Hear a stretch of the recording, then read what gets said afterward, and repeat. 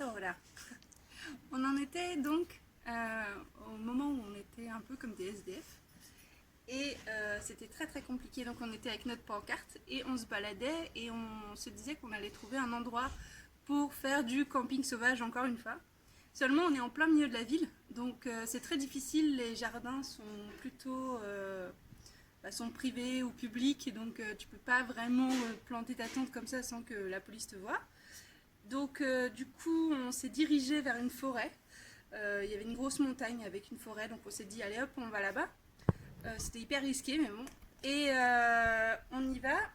Et là, Tristan demande à un mec est-ce que tu sais où on peut dormir cette nuit? Et le gars lui dit par là. Donc on y va. Et en fait, c'était un grand abri de SDF. Donc là, on leur a dit qu'on était dans la galère, mais on voulait pas prendre un lit non plus parce qu'ils en avaient plus besoin que nous. Nous, on est quand même des vacanciers, quoi. On n'a pas. On n'a pas vraiment le droit de voler un peu leur lit. Donc du coup, ce qu'on a fait, c'est vraiment qu'on a demandé où est-ce qu'on peut faire du camping sauvage et tout.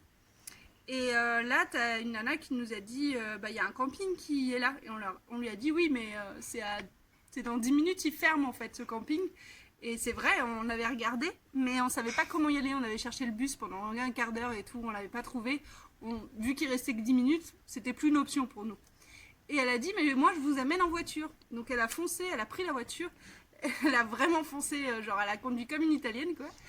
Et elle nous a déposé au camping. Et là on a fait ok, le camping s'appelait No Stress. Ça nous a fait beaucoup rire. Mais on était quand même bien flippés, tu vois, on tremblait encore. Et puis on arrive et en fait t'as pas vraiment de place attitrée. Tu te poses n'importe où, donc t'avais des lapins, des chats, t'avais plein de trucs, les gens étaient super sympas avec nous. Là on s'est dit ok, on prévoit le coup, parce qu'il faut dire que la dernière fois quand on a fait du camping, du camping sauvage, mais voilà, quand on était en Suisse, il y avait à 100 mètres le train et à 100 mètres l'autoroute. Là ça va, c'était un camping traditionnel et tout. Seulement, on avait tout bien préparé, genre on avait enlevé tous les glands qu'il y avait par terre, tous les bouts de bois, les trucs comme ça.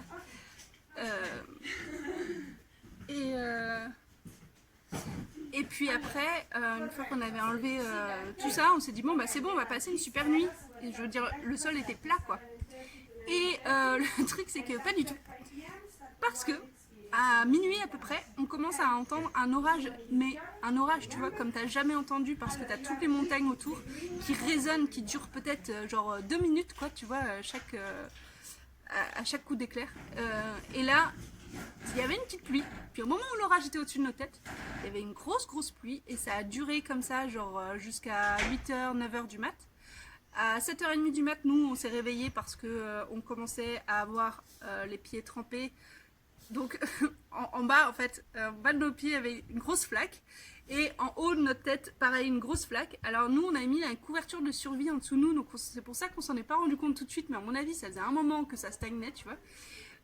Tristan, en se réveillant, il s'est crié mais en fait le lac de Com il est là, parce que quand on est arrivé à Com, faut dire qu'on l'a pas vu du tout puisqu'il faisait nuit, donc voilà, donc c'était très drôle, mais on était complètement paniqués, donc on a sorti toutes nos affaires, on a eu peur, mais par magie, je sais pas comment, le karma, j'en sais rien, mais en tout cas toutes les affaires électroniques ont été sauvées, et juste toutes nos fringues en fait étaient, beaucoup de nos fringues étaient complètement trempées, et il continue à pleuvoir.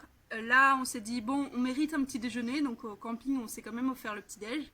Et après, alors là, on n'a rien compris. À partir de 9h, gros soleil. Mais gros soleil, quoi. Quand je te dis gros soleil, c'est soleil en été en France, tu vois. Et là, du coup, on a tout mis par terre, toutes les fringues, tout.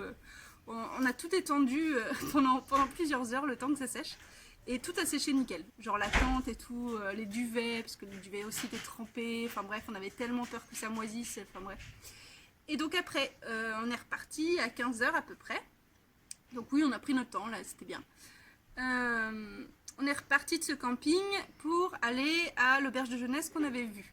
Cette fois, il y avait de la place. En passant, on est passé devant un supermarché, donc on a acheté de la nourriture, comme ça on payait moins cher aussi la nourriture. Et puis on a été direct là-bas et en fait c'est une camionnette qui nous a pris et il est passé dans des petites ruelles et tout et on n'arrêtait pas de monter, de gravir la montagne dans ces petits chemins, genre tu vois vraiment t'avais les rues qui étaient là, très étroites et la petite camionnette qui était au milieu.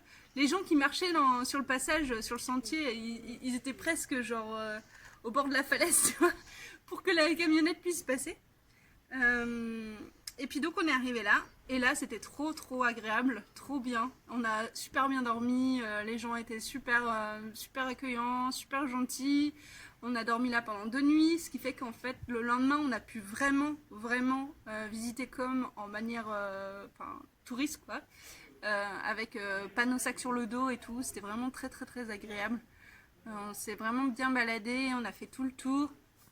Et puis après, on est revenu et on a redormi. Et c'est bien parce qu'on a pu discuter vraiment avec tout le monde, avec des Espagnols, des Russes, des Français. Enfin, vraiment, c'est. Et ouais, c'était trop mignon. Après, par contre, c'est vrai que comme c'était en haut d'une montagne, quand tu vas en bas et que tu dois la regravir, c'est juste un peu dur. Enfin, pour moi, c'était dur. Pour Tristan, nickel, mais alors moi, c'était un peu compliqué. Et puis, on a pris le bus. Donc encore le Flixbus, hein, il se trouve que là-bas ça marche vachement bien. Et là, on est allé à Genève. Alors c'est vrai que le bus, vous allez me dire, enfin tu vas me dire qu'on fait plus trop de stops, ce qui est un peu vrai. Mais en Italie, on a été vraiment refroidi par le stop parce qu'apparemment ça prend pas du tout. On va, on va se le retenter à un moment, mais pas tout de suite quoi. Et voilà. Du coup, prochaine étape, Genève. Je me suis trompée, c'est pas Genève, c'est Gênes.